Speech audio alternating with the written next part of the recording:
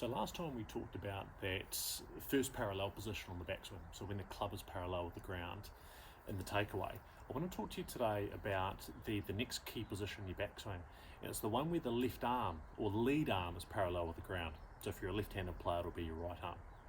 Now, for me, this one is massively, massively important, and this is probably the one that I stress the most when I'm giving lessons to people.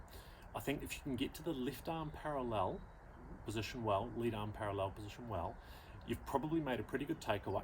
So you've probably got the club to parallel with the ground pretty well, and you're on your way to making a really nice top of the backswing position as well.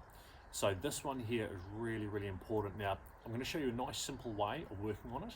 All you need is a T in the butt of the club here, and I'll show you how it works. So, I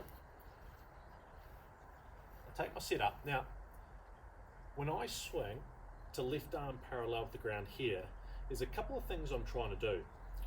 One is I'm trying to get my body to rotate at the same time as I swing my arms.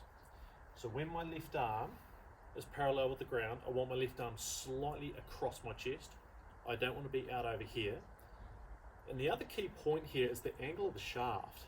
Now, in the ideal world, the shaft will be pointing directly at my ball to target line. But if I'm going to get it wrong, I want my shaft to be a little more upright than that. So I want the shaft pointing in between the ball and my toe line. So again, my key here is my left arm's parallel with the ground, my body should be turned, left arm a little across the chest, and that shaft will be pointing down to the ground. Now, the T in the end of the club is really helpful. It just gives me an extra little extension on the club, and my focus is trying to get that to point in between the ball and my toe line. So that's something you can rehearse at home. You know, you could do that either with a golf ball, you know, hitting golf balls, you do one of those before each shot. That's a really nice way of doing it. Or you could just stand in front of a mirror or a reflection and just rehearse swinging to lead arm parallel with the ground, body is turned, lead arm is slightly across the chest, and you've hinged that club so it's pointing either directly at the ball to target line or slightly inside the ball to target line.